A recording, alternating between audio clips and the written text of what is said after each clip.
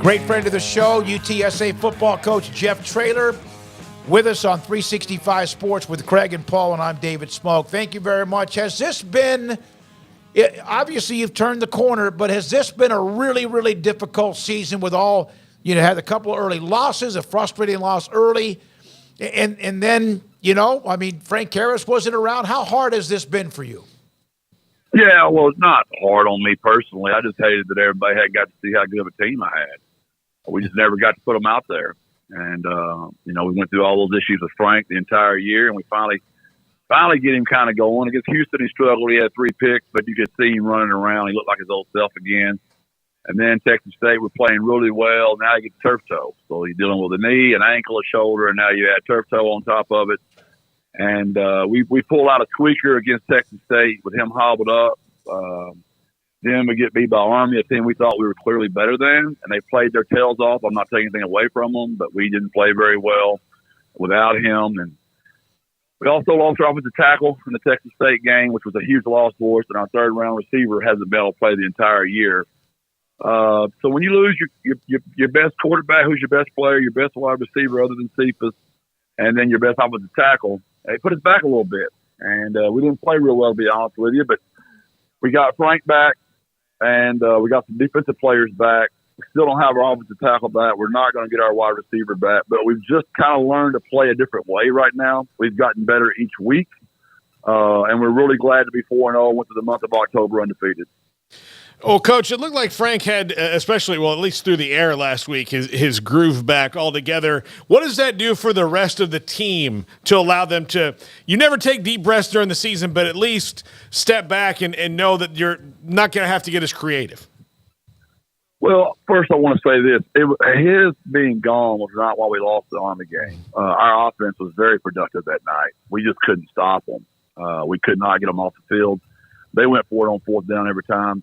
Credit to Jeff Monken. They did a fantastic job. They played an almost perfect game. And then you go to Tennessee. I don't think it would have mattered who the quarterback was that day. Our hands were full up there now, man. That was a tough one.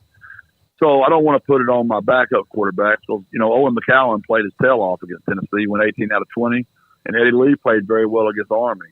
But there's no difference to your point. There's no question to your point. When Zero rolls out there, it's just he gives us all the confidence. He's just done it so many times. He's been my starting quarterback now for 4 years. You just can't replace that type of leadership, the championships that he's won, the games that he's won, the comebacks that he's had. And you know how special he is. Y'all have interviewed him. The kid's just unique. Coach, what has life been like in a new conference? I mean, I know it's football at the end of the day, and, you have respect for where you were, but anything just notable that sticks out about life in the American thus far? Yeah, just the fan base of Temple, the fan base of East Carolina, just their structure, how many staff members they have, their budget. We're behind over here. We're growing. We kind of have Conference USA figured out. And now we moved into a league where we're 11th out of 14 as far as funding and where we need to be in competition there. So we got a ways to go. And I keep telling everybody, we're not going to keep winning all those games by doing more with less. At some point, I want to do less with more in my life, not more with less. Right. Yep. Is the vote about the extra, whatever that is, money that students would pay, a student fee that didn't pass, is that a sore spot with you? No, it's not. I understand. The kids have a point of view too now. We live in America. It's the greatest country in the world. You get to vote, right? And they express their vote. And I'm just grateful that I live in a country that gets to do that. Mm-hmm. And obviously we've got work to do. And nobody wants to hear my country stories, but we were at Gilmer. We lost 2 big bonds to that new high school. It was very frustrating. I remember Rick Aldridge, my superintendent, was crushed. And we just got the stakeholders together in the room. We kept working. We kept negotiating. And we ended up getting one of the nicest high schools in the country. So that's just a small example of us not getting it done the first time. And I've said this before, you can never mistake, a comma for a period. This is a pause. This is not a stop. And we just got to figure it out. And as long as I've been here, David, somebody in our city has stepped up. There's always been a booster to get it done. But like this week, we're going to be outdoors in the elements. Our indoor is not completed. It has not started. And North Texas is going to be in their indoor. And that's a tremendous advantage when you're in this month. We all know that November is the month of remembering. That's where the biggest games are. And we'll be out there in the cold. Now, my kids will be fine. It'll be 37, 35 degrees up there in the morning. We've got afternoon classes, so we go early. But us old coaches now, we'll be freezing to death out there. I might have to run around a ton, or I'll have to not run all down my chin tomorrow.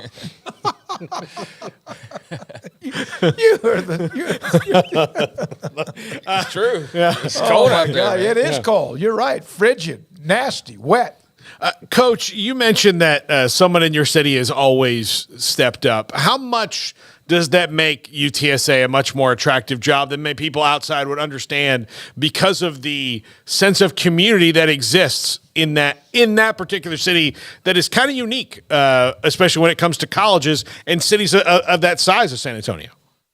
Well, our first year we were in a facility that was worse than almost any high school I've ever recruited or coached at in my life.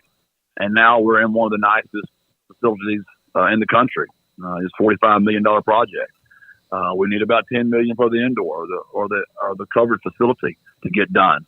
So I mean, like in the beginning, it was hundreds of dollars, then it was thousands of dollars, then it became millions. And just recently, we've had a booster that probably nays them $1 million a year, and as long as I'm coaching here, that was a life that we had no recruiting. We were in trouble recruiting. We were way behind everybody in recruiting. But he stepped up, and there's so many families. If I started naming all of them, we'd be here a long time. And there's some more coming. I've got some commitments that have not been announced yet from some great families here in the San Antonio area. And what I've kind of learned, I've kind of grown too. Like there's no way I'm gonna make the Longhorn fans stop liking the Longhorns or the Baylor Bears or the Aggies. I'm trying to use the analogy like my children. I love all of my kids, right? But there's enough love for all three of them. So I'm just trying to get the Baylor Bear fans that live in San Antonio to help us. I'm trying to get the Texas Longhorn fans that live in San Antonio to help us. The Aggies that live in San Antonio, we're still San Antonio's team. Whether they're a Longhorn alum or an Aggie alum or a Baylor Bear alum, we're still San Antonio's team. So that approach has helped. I'm at least getting a little bit of love from some of those alums of those other schools.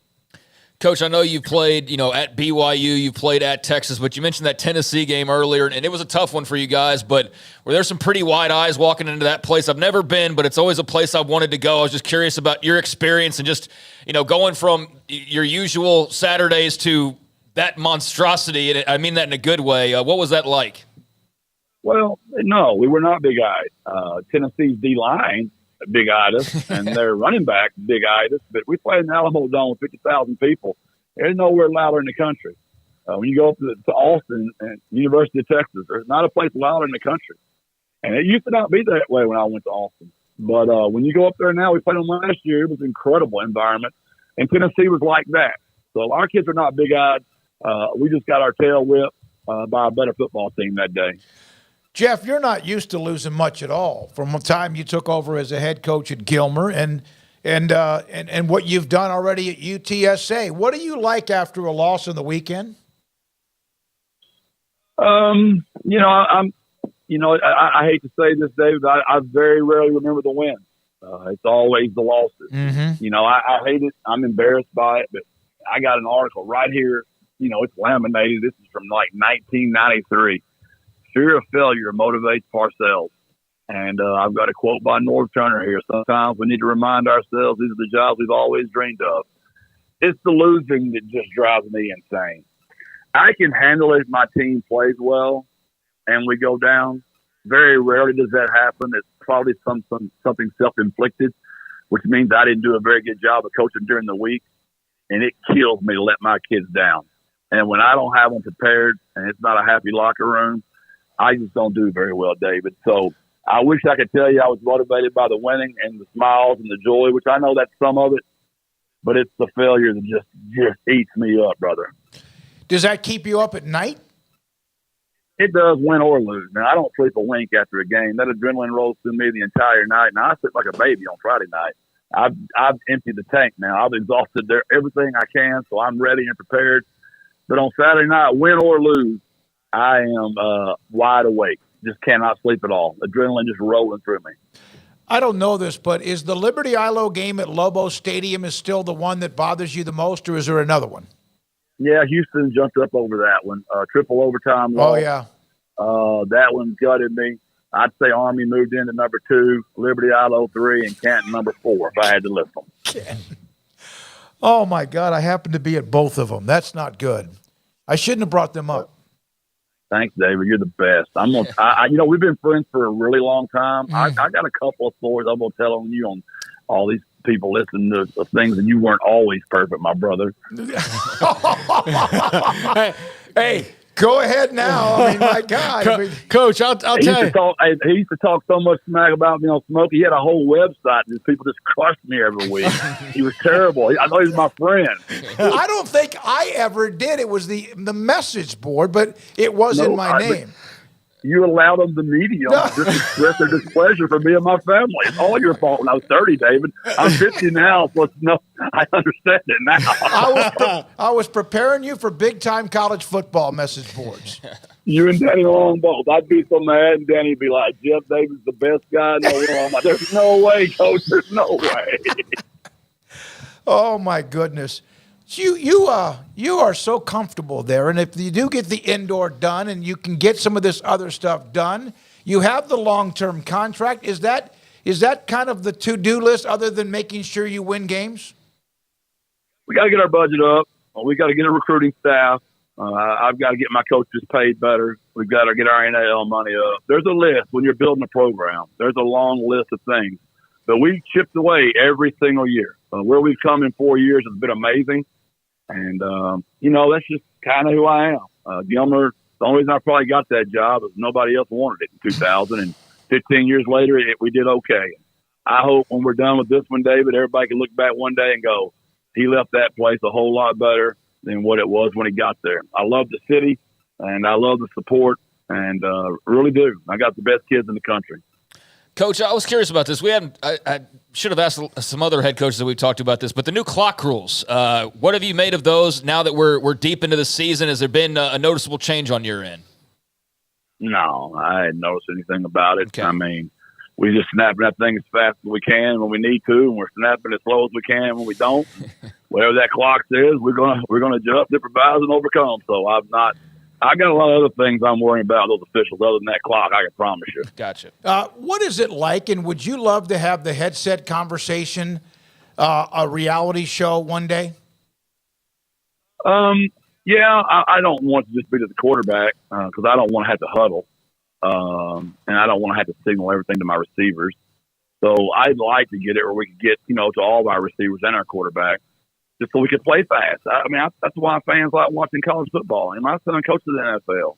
It bores me to tears. I want to go, man. I want to go fast and watch some ball and some athletes spread out and watch athletes in space. So, but it's ridiculous. We've got all these coaches over there that who's the live signaler? You got 3 signalers going at one time. You got pictures of David Smoak on signs up there. You got pictures of, whoever the heck your favorite person is. It's just silly and a lot of wasted money and a lot of wasted time, honestly. So I'd love to change it, but I'd like for some way to make it incorporated so the college football game can still look like the college football game and not look like the pro game. All right, last question for me. When you're in 60,000 and that place is rolling, or you're at where you are in Tennessee, or you've been at UT, do you ever stop for at least a second before the game or even during a break during the game, even though it's crazy, and just take it all in of what you're doing?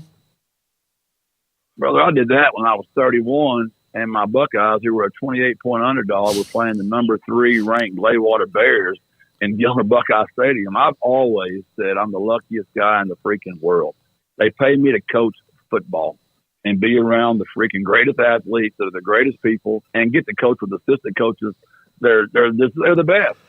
There's not a better job in the world. I was made to do it.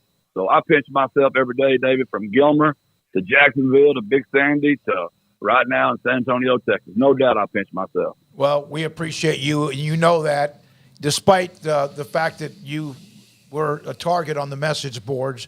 I was just preparing you for life like you did your kids, right? I appreciate you, man.